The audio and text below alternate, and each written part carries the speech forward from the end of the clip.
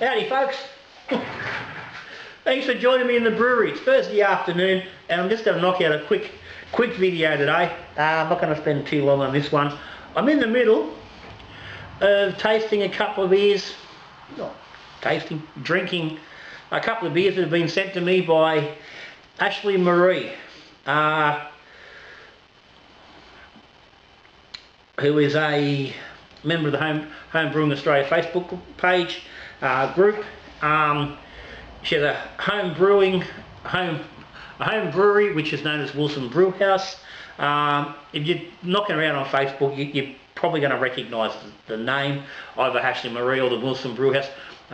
They do a lot. They're quite prolific in posting and exchanging with people. They do a lot back on Instagram as well.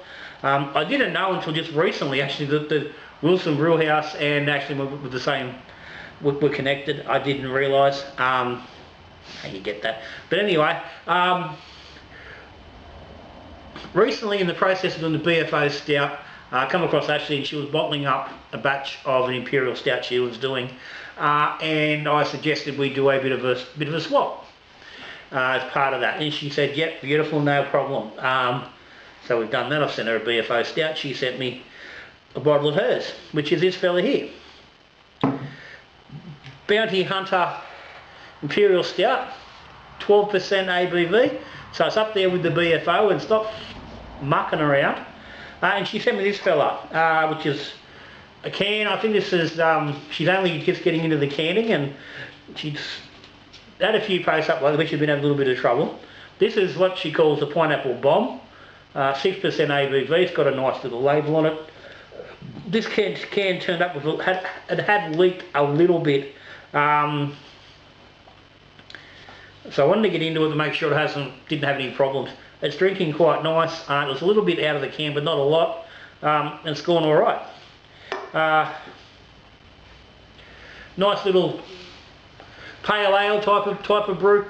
Heavy pineapple character. A whack on the nose, a whack in the tasting.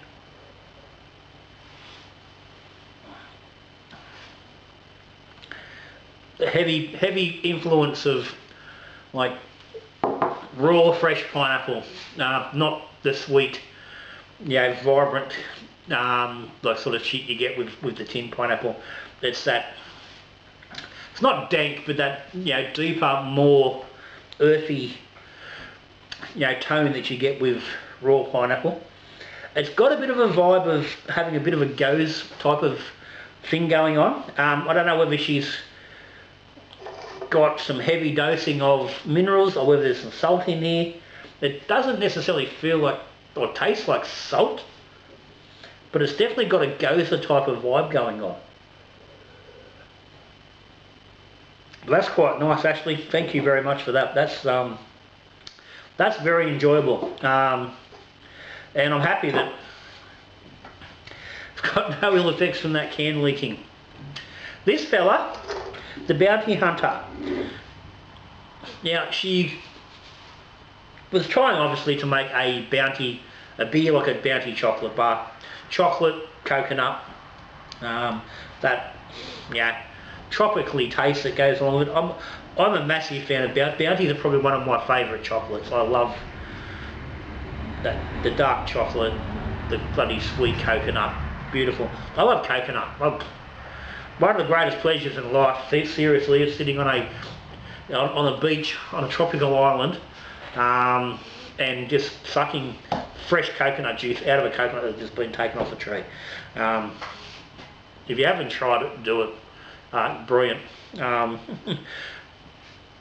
I know we did a cruise to Noumea, and we went to one of the islands. Can't think we should. It was one of the really remote islands, like a little village.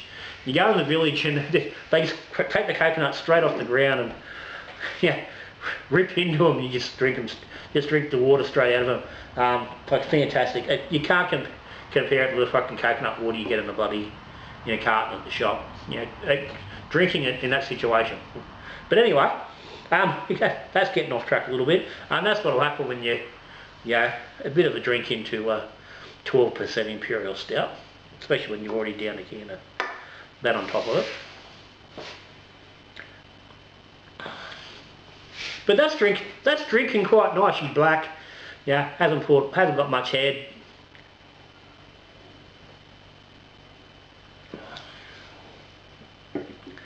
Deep, dark chocolate notes. There's some coconut there, not a real lot. I would have liked to see more coconut, both in the nose and in the taste, and I'm sure Bloody Ashleigh would probably agree with that. Hasn't quite got the powerful coconut vibe which I would imagine she would have been trying to go for. I personally know how difficult that is to achieve. But yeah, it's getting there. But it's a nice drop. It's got a bit of a cherry vibe with the high alcohol, which is something you can get. And first couple of mouthfuls I was sort of thinking, I was getting more of a cherry ripe sort of a vibe, more chocolate and cherry with a little bit of coconut than I was getting like the big coconut chocolate vibe of a Bounty. But either way, it's a nice drop. And whether that like really will open up, because it's a little bit cool, it could be a little bit warmer. Well, it's been open for like half an hour now, but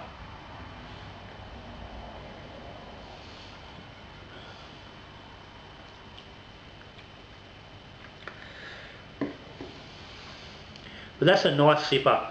Yeah, 12%. You're sipping. You're not slugging into it. Yeah, it's a beer you're taking your time with, and that's exactly what it is. So Ashleigh, I hope the BFO in return is